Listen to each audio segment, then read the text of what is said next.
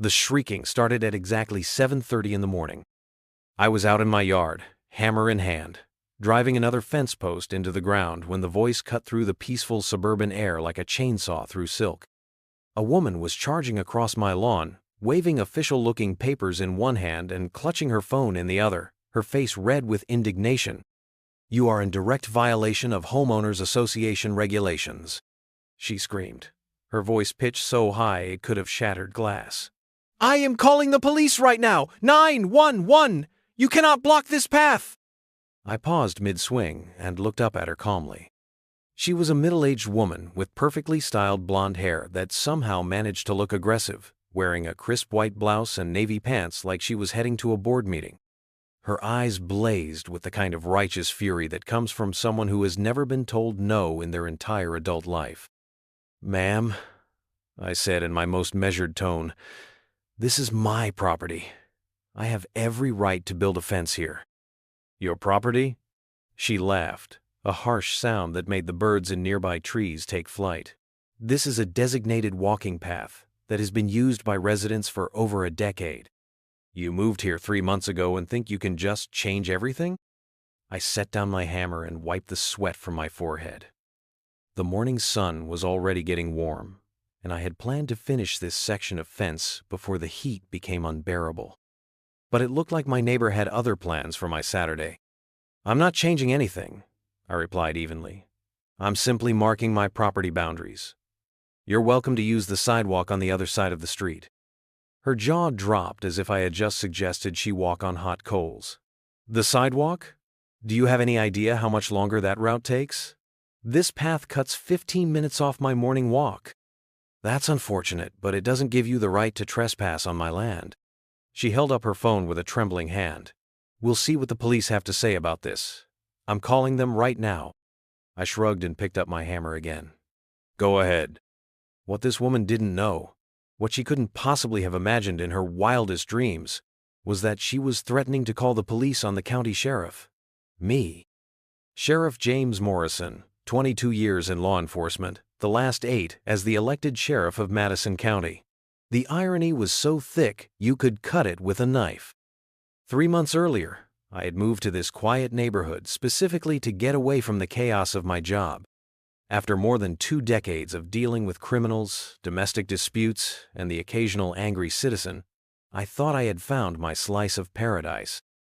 A modest 2-story house on a corner lot with mature oak trees and a view of rolling hills. It seemed perfect for a man looking forward to a slower pace of life as he approached his final years in uniform. The house had been a steal, probably because it sat right at the edge of Maple Grove Estates, a development managed by one of those homeowners associations that seem to have more rules than the federal government. My property technically fell outside their jurisdiction, which had been a selling point for me. I had dealt with enough regulations and bureaucracy in my professional life. For the first few weeks, everything was blissful. I would come home after long shifts, sit on my back porch with a cup of coffee, and watch the sunset paint the sky in brilliant oranges and purples. The neighborhood was quiet, well-maintained, and full of families who minded their own business. That peaceful existence ended the day I met Karen Wheeler. I was in my front yard planting some shrubs along the property line when I noticed a woman walking directly across my lawn. Not along the edge, not apologetically cutting a corner, but straight through the middle of my property, like she owned it. She was talking loudly on her phone about some committee meeting and gesturing wildly with her free hand. "Excuse me," I called out politely. "Could you please use the sidewalk?" She stopped mid-sentence and stared at me as if I'd just sprouted a second head. "I'm sorry, what?" "The sidewalk," I repeated, pointing to the concrete path that ran along the street. "Could you please use that instead of walking through my yard?" Her expression shifted from confusion to indignation faster than a summer storm. "This is a neighborhood walking path. It's been used by residents for years." "Ma'am, this is private property. My property." She looked around as if seeing the yard for the first time, taking in the surveyor's stakes I had placed along the boundaries and the no trespassing signs I had posted near the street. "Well, I'm sure we can work something out. I'm Karen Wheeler, president of the Maple Grove Homeowners Association." The way she said it, with that particular emphasis on president, told me everything I needed to know about Karen Wheeler. She was one of those people who collected titles and authority like some people collected stamps, and she wielded that authority like a weapon. "Nice to meet you, Mrs. Wheeler. I'm James Morrison, and I'm afraid there's nothing to work out. This is my land, and I'd prefer people didn't walk across it." Her smile became strained. "Mr. Morrison, surely you understand that neighborhoods work best when everyone cooperates. This path has been used for over a decade. It connects the main street to the community center. Blocking it would be incredibly inconvenient for dozens of residents. Then I suggest they find another route." The mask of civility slipped completely. "We'll see about that." Over the following weeks, Karen Wheeler made it her personal mission to prove that she could continue using my property as her personal highway. Every morning at 7:30 sharp, she would march across my lawn, her designer walking shoes leaving divots in the grass I had just reseeded. When I installed small decorative barriers along the property line, she stepped over them. When I put up a simple rope barrier with reflective flags, she ducked under it. Each time I approached her about it, she became more aggressive and more entitled. She cited neighborhood precedent, community standards, and something called prescriptive easement rights that she had clearly looked up on the internet. She threatened to have me reported to various authorities for being unneighborly and disrupting community harmony. The breaking point came when she brought her little dog, a yapping chihuahua named Princess, who left me a present right in the middle of my flower bed.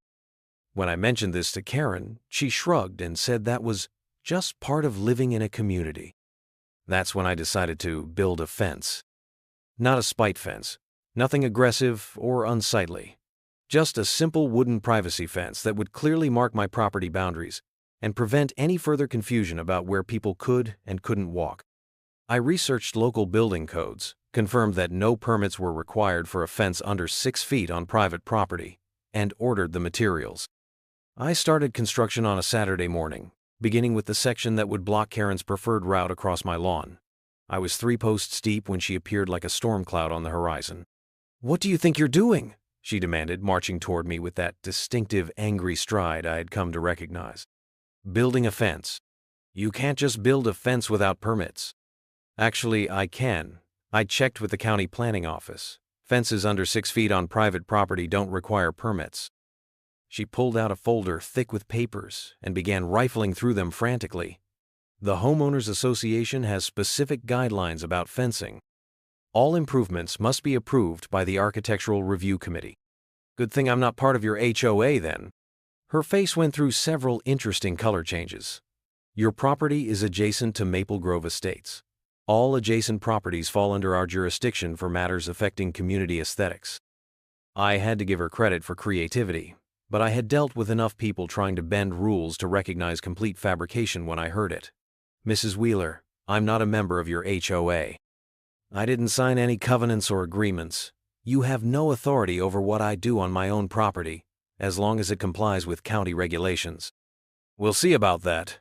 She stormed off, presumably to consult whatever legal resources she thought she had at her disposal. What followed was a campaign of escalating harassment that would have impressed a military strategist. The next morning, I found a city code enforcement officer at my door, clipboard in hand and a confused expression on his face. Apparently, someone had filed a complaint about an illegal structure on my property. "Sir, I'm Brad Thompson from Code Enforcement," he said apologetically. "I received a complaint about unauthorized construction, but I have to tell you, I don't see any violations here. You're well within your property lines. The fence height is compliant, and residential fencing doesn't require permits in this zone." I invited him to walk the property line with me, showing him the surveyor's markers and the county plat map I had obtained when I purchased the house. Everything was clearly documented and completely legal. "Whoever filed this complaint," Thompson said, shaking his head, "either doesn't understand local building codes or was hoping I wouldn't check the regulations carefully.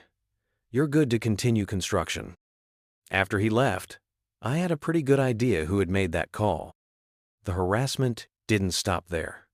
Over the next week, I received visits from the fire marshal, responding to an anonymous tip about fire hazards related to my construction materials. A health department inspector showed up to investigate a complaint about standing water and mosquito breeding grounds, allegedly caused by my fence installation. Even a representative from the utility company came by to check on reports of unauthorized digging near gas lines. Each official was professional and apologetic when they realized the complaints were baseless. Each visit took time away from my personal projects and created a paper trail of false reports. And each time I became more certain that Karen Wheeler was behind the systematic campaign to make my life miserable. The breaking point in this war of attrition came when she involved my neighbors. I came home from work one Thursday evening to find Mrs. Chen from next door waiting for me in her front yard, looking deeply uncomfortable. "James," she said, wringing her hands, "I need to tell you something. That woman, Mrs. Wheeler, she came by today asking questions about you." Mrs. Chen was a retired teacher in her 70s, one of the kindest people I had ever met. The idea of Karen Wheeler intimidating her made my blood pressure spike. "What kind of questions?" "She wanted to know if you had parties, if there were strange cars coming and going, if you seemed like a stable neighbor. She said she was conducting a community safety assessment." Chen paused, clearly distressed. "James, she made it sound like you might be involved in something illegal." I felt the familiar anger that came with someone threatening innocent people to get to me. In my professional life, I had seen too many cases where bullies targeted vulnerable individuals to avoid direct confrontation with their real adversaries. "Mrs. Chen, did she ask you to sign anything or make any formal statements?" "She had some kind of petition. She said it was about maintaining property values and community standards. I told her I needed to think about it, but honestly, I was too intimidated to say no outright." This was escalating beyond simple property disputes into harassment of my neighbors. Karen Wheeler was systematically trying to turn the community against me using intimidation tactics and misinformation. "Mrs. Chen, if she comes back, you don't have to talk to her. You don't have to sign anything, and you don't have to let her onto your property. If she makes you uncomfortable, call me immediately." The next day, I did some investigating of my own. A few phone calls to colleagues in the county clerk's office revealed that Karen Wheeler had been busy. She had filed 3 separate code complaints, 2 environmental concerns, and something called a Community Impact Assessment Request, a form I had never heard of in 22 years of law enforcement. More concerning, she had been contacting other county departments with questions about my property specifically. The tax assessor's office, the planning department, even the sheriff's office itself, though she apparently hadn't connected my name to my job title yet. Deputy Rodriguez, who handled public records requests, found it amusing. "Sheriff, this lady called Tuesday asking about property ownership records for your address. She wanted to know if there were any liens, judgments, or criminal associations connected to the property. When I asked why she needed the information, she said she was conducting background research for the HOA. What did you tell her?" "Just that property ownership records are public, but I couldn't discuss any criminal matters over the phone." She seemed frustrated that I wouldn't give her details about the owner's background. The irony was delicious. Karen Wheeler was calling the sheriff's office to investigate the sheriff without knowing she was talking to one of my own deputies. But the situation reached a new level of absurdity when she tried to involve my employer directly. I was in my office Friday afternoon, catching up on administrative paperwork, when my secretary knocked on the door. "Sheriff, there's a woman on line 2 who says she needs to report suspicious activity by one of your officers. She won't give details over the phone, but she insists it's urgent." I had a sinking feeling I knew who was calling. "Transfer her through." Sheriff Morrison speaking. "Oh," the voice was unmistakably Karen Wheeler, though she sounded flustered. "I was expecting to speak with someone in internal affairs or professional standards." "This is the sheriff's office, ma'am. How can I help you?" "Well, I have concerns about the conduct of a sheriff's deputy who lives in my neighborhood. He's been aggressive toward residents, he's violating community standards, and frankly, I think his behavior reflects poorly on your department." I leaned back in my chair, genuinely curious to see how far she would take this. "Can you provide the officer's name and badge number?" "I don't have his badge number, but his name is James Morrison. He lives at 42 Maple Street." The silence stretched for nearly 10 seconds as I processed the sheer audacity of what had just happened. Karen Wheeler had called the sheriff's office to file a complaint against the sheriff, while talking directly to the sheriff, without recognizing his voice despite having argued with him multiple times. Ma'am, I said carefully, James Morrison is the county sheriff. You're speaking with him right now. Another long silence, followed by a strangled sound that might have been a gasp or a whimper. I didn't, she stammered. Mrs. Wheeler, is this Karen Wheeler from Maple Grove Estates? Yes, but… Mrs. Wheeler, you just called the sheriff's office to file a complaint against the sheriff for building a fence on his own property. Do you understand how that sounds? The line went dead. She had hung up on me. I sat there for a moment, staring at the phone and marveling at the situation I had somehow found myself in. In more than 2 decades of law enforcement, I had dealt with every kind of difficult person imaginable. Career criminals, domestic abusers, drunk drivers, angry citizens, and entitled rich people who thought their money put them above the law. But I had never encountered anyone quite like Karen Wheeler. She had the determination of a career criminal, the entitlement of generational wealth, and the tactical awareness of a goldfish. My secretary appeared in the doorway, clearly trying not to laugh. Sir, should I make any notes about that call? Just log it as a resolved inquiry, I said. And maybe add a note that the complainant was advised of proper procedures for community disputes. That evening, I decided it was time to accelerate my fence construction. If Karen Wheeler wanted to escalate this conflict by involving county officials and my own department, she was going to discover just how quickly a motivated sheriff could complete a home improvement project. I took a personal day on Monday and spent 12 hours setting posts, hanging boards, and installing gate hardware. By sunset, the entire fence was complete except for staining and final touches. It was a thing of beauty. 6 feet of solid privacy fencing that would make it impossible for anyone to cut across my property. Karen Wheeler appeared Tuesday morning like a bad omen, just as I was applying the first coat of wood stain. "You can't just shut off the path," she screamed from the sidewalk. "People have been using this route for years. You're being selfish and vindictive." I didn't look up from my work. "Mrs. Wheeler, the path was never legal. It was always trespassing. I've spoken to lawyers. I have rights, prescriptive easements, adverse possession." Now, I did look up, setting down my brush and walking to the fence line. "Mrs. Wheeler, do you actually know what those terms mean?" "Of course I do. When people use a path for a certain number of years, it becomes a legal right-of-way. That's not how prescriptive easements work in this state. First, the use has to be open, notorious, continuous, and hostile. Second, it has to be for the statutory period, which in this county is 20 years. Third, the property owner has to fail to take action to stop the trespassing. Her confident expression wavered slightly. "Well, people have been using this path for over 10 years. Which isn't 20 years. And more importantly, I've been taking action to stop the trespassing since I moved here. I've asked you repeatedly to stop. I've posted signs, I've installed barriers, and now I've built a fence." Any potential claim to prescriptive easement was terminated the moment I objected to the trespassing. She stared at me blankly, clearly not understanding the legal concepts she had been throwing around. "As for adverse possession," I continued, "that requires someone to occupy property with the intent to claim ownership, not just walk across it. And it certainly doesn't apply when the property owner is actively opposing the use." "You're not a lawyer," she snapped. "You can't just make up legal interpretations." "Mrs. Wheeler, I've been in law enforcement for 22 years. I've testified in hundreds of property disputes, trespassing cases, and civil matters. I understand these laws better than most attorneys."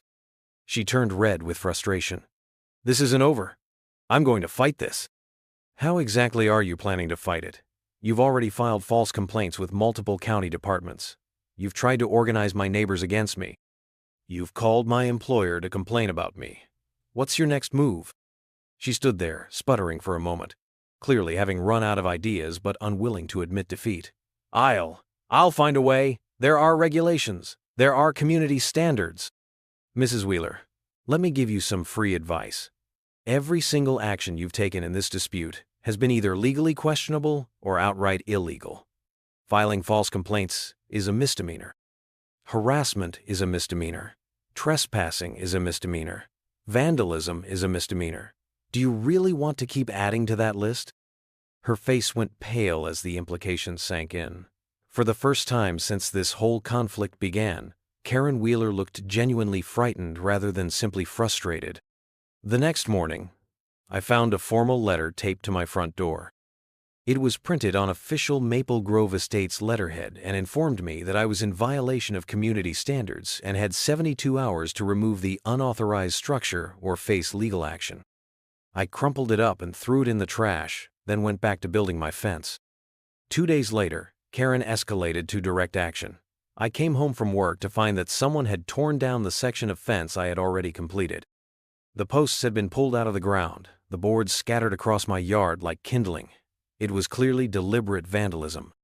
I called the non-emergency line and filed a report, though I didn't mention my suspicions about who was responsible.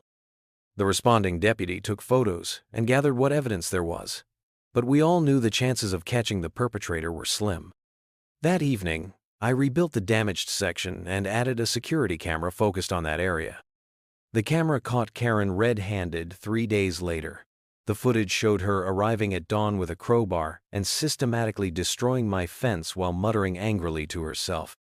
She was so focused on her demolition work that she never noticed the small camera tucked under the eaves of my house.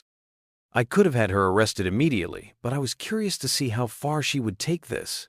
22 years in law enforcement had taught me that people like Karen Wheeler never knew when to stop. They always pushed until they pushed too far. She pushed too far on a Saturday morning in late September. I was rebuilding the fence for the third time, using treated lumber and sinking the posts deeper than before. The morning air was crisp with the promise of autumn, and I was actually enjoying the physical work when Karen appeared at the edge of my property. But this time she wasn't alone. She had brought reinforcements, a thin man in an expensive suit who kept checking his watch and looking uncomfortable, and an older woman with a camera who was documenting everything like she was gathering evidence for a court case. "Mr. Morrison," Karen called out in her most authoritative voice. "This is David Chambers from the HOA Legal Committee, and this is Patricia Reeves, our Community Compliance Officer. We are here to formally notify you that you are in direct violation of multiple community standards." The man in the suit stepped forward reluctantly. "Sir, I've been asked to inform you that the Maple Grove Estates Homeowners Association is prepared to seek legal injunction against any further construction on this fence." I set down my hammer and looked at him. "On what grounds?" He glanced nervously at Karen, who nodded encouragingly. "Violation of community aesthetic standards, construction without proper permits, and interference with established pedestrian easements." "And you are?" "David Chambers. I'm an attorney representing the HOA. I had to suppress a smile. "Mr. Chambers, are you familiar with property law in this county?" "Of course." "Then you know that homeowners associations only have authority over properties that are bound by recorded covenants and restrictions. Properties that are voluntarily part of the association." His uncomfortable expression deepened. "Well, yes, but—" "And you're aware that my property is not part of Maple Grove Estates and never has been?" Mrs. Wheeler indicated that there might be some community agreements in place. I looked directly at Karen, who was glaring at her attorney like he had just betrayed state secrets. "There are no agreements, Mr. Chambers. There never have been. Mrs. Wheeler has been trespassing on my property for months, and when I took steps to prevent that trespassing, she escalated to vandalism." "Vandalism?" The attorney looked genuinely surprised. "Mrs. Wheeler, you didn't mention anything about—" "There was no vandalism," Karen snapped. "I was protecting community interests." I pulled out my phone and showed them the security footage. The attorney watched in growing horror as Karen systematically destroyed my fence with a crowbar. "Mrs. Wheeler," he said quietly, "we need to discuss this privately." But Karen was past the point of listening to reason. She snatched the phone from my hand and threw it on the ground, where it bounced off a rock and the screen cracked. "I don't care about your little videos," she screamed. "You are not going to block this path. This is harassment. This is persecution." "This is—" She paused dramatically, pulling out her own phone. "A matter for the police." The attorney tried to stop her. "Mrs. Wheeler, I really don't think—" "911," she announced loudly. as if she was making some grand proclamation. "I'm calling 911 right now. We'll see how tough you are when the police get here." Patricia Reeves, the compliance officer, was taking pictures of everything while trying to stay out of the line of fire. David Chambers was backing toward his car like he wanted to be anywhere else on Earth. And I was standing there with my broken phone watching a middle-aged woman in designer workout clothes threaten to have me arrested for building a fence on my own property. "Go ahead," I said calmly. "Call the police." She held the phone to her ear and spoke in her most imperious tone. "Yes, I need to report a property dispute. A man is building an illegal fence and blocking a public walkway. He's being aggressive and uncooperative." I could hear the dispatcher's voice faintly through the phone, asking for the address and more details. "The address is 42 Maple Street," Karen continued. "Yes, he's here right now. He's been threatening residents and destroying community property. Please send someone immediately." She hung up and smiled triumphantly. "They're sending a unit right now. I hope you're prepared to explain yourself to real authorities." The attorney had reached his car and was making a hasty exit, apparently having decided that his retainer didn't cover whatever was about to happen. Patricia Reeves continued taking pictures, though she had moved considerably farther from Karen. We waited in tense silence for about 15 minutes. Karen kept checking her watch and muttering about police response times. I continued working on my fence, driving in another post while we waited. When the patrol car finally pulled up, I recognized it immediately. Deputy Martinez climbed out, adjusting his duty belt and surveying the scene. He was one of my most reliable officers, a 12-year veteran with commendations for community policing. "Morning, folks," he said in his professional voice. "Someone called about a property dispute?" Karen immediately launched into her prepared speech. "Officer, this man is building an illegal fence that blocks a community walking path. He's been aggressive and threatening toward residents, and he just destroyed my phone." Deputy Martinez looked at the broken phone on the ground, then at me, then back at Karen. I could see the exact moment recognition dawned in his eyes. His expression shifted from professional neutrality to barely contained amusement. "Ma'am," he said carefully, "can you describe the aggressive behavior you witnessed?" "He threatened to have me arrested. He said I was trespassing. He's been filming residents without consent." Martinez looked at me again, and I could see him fighting not to smile. "Sir, do you have anything to say about these allegations?" "Just that I'm building a fence on my own property to prevent trespassing," I replied. "I have security footage showing this woman vandalizing the fence on multiple occasions." Karen's eyes widened. "Officer, you're not going to believe this criminal over a respected member of the community, are you? I am the president of the Maple Grove Homeowners Association." Deputy Martinez nodded seriously. "I understand, ma'am. And, sir, can you provide some identification so I can verify your story?" I reached for my wallet, but Martinez was already trying not to laugh. The badge was visible through the clear plastic window, along with my Sheriff's Department ID card.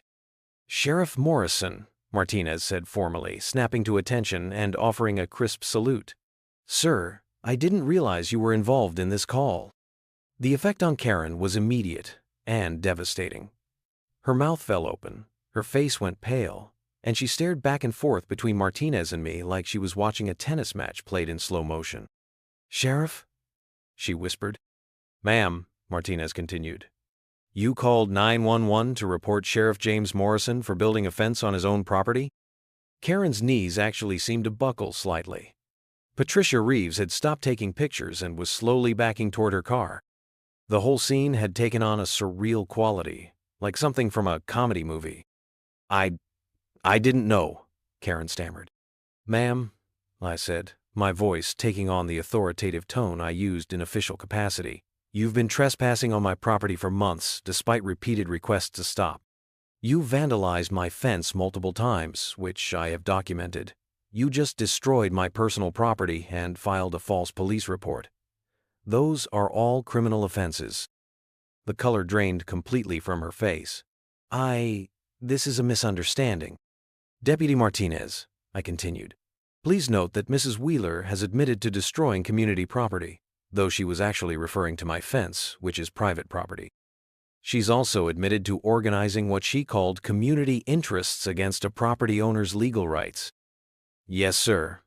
Martinez replied, pulling out his notebook. Should I prepare a report on the vandalism and false reporting charges?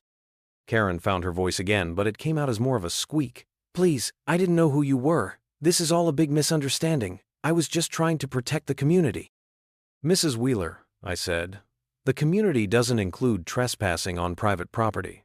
It doesn't include vandalizing other people's improvements. And it certainly doesn't include filing false police reports when you don't get your way.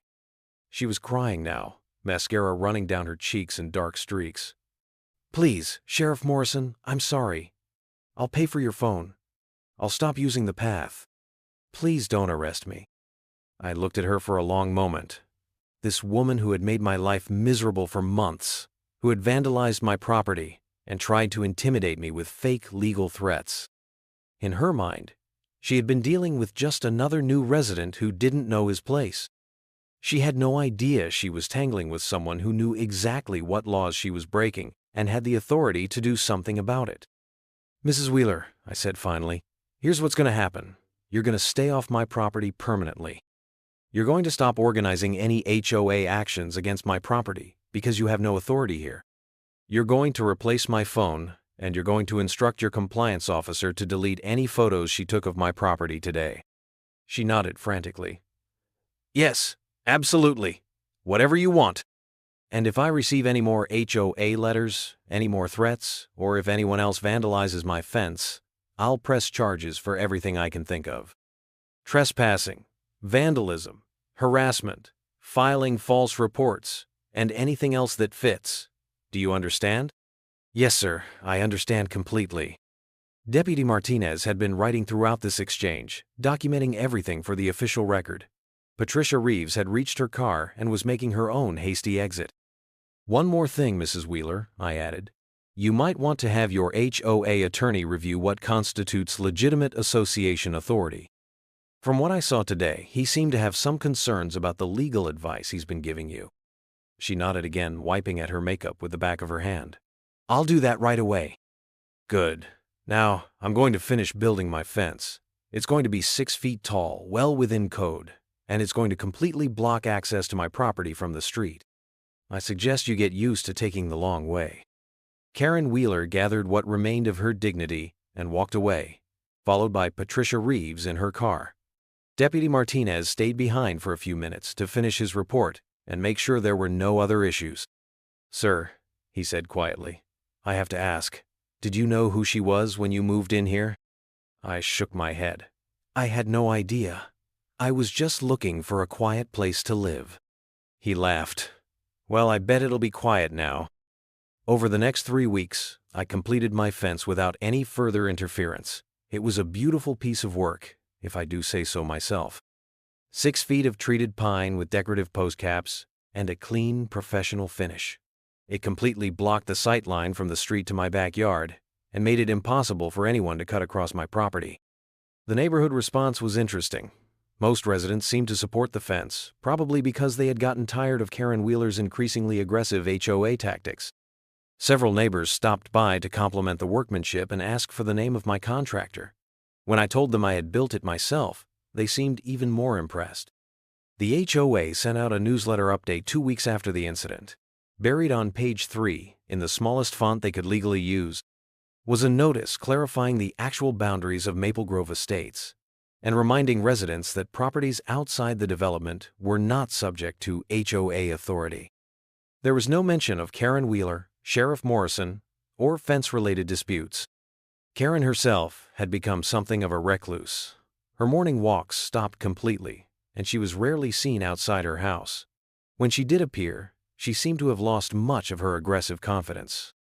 The few neighbors who mentioned her said she had become much quieter in HOA meetings, less likely to make grand pronouncements about community standards. But the real satisfaction came when I added the finishing touch to my fence. On the side facing the street, right where Karen's path used to cut through my property, I mounted a small wooden sign. Nothing fancy, just routed letters painted in forest green. Respect the law and the property line. The neighborhood kids loved it. They started using my fence as a backdrop for their bicycle photos and social media posts. Parents would walk by and chuckle at the sign, often stopping to chat about property rights and community cooperation. And every morning at 7:30, when I sat on my back porch with my coffee, I could enjoy the perfect peace and quiet I had moved here to find. No more angry voices, no more entitled demands, no more Karen Wheeler marching across my lawn like she owned the place. Just the sound of birds singing, the whisper of wind through the oak trees, and the satisfying knowledge that sometimes justice is as simple as building a fence and making sure everyone knows where the lines are drawn.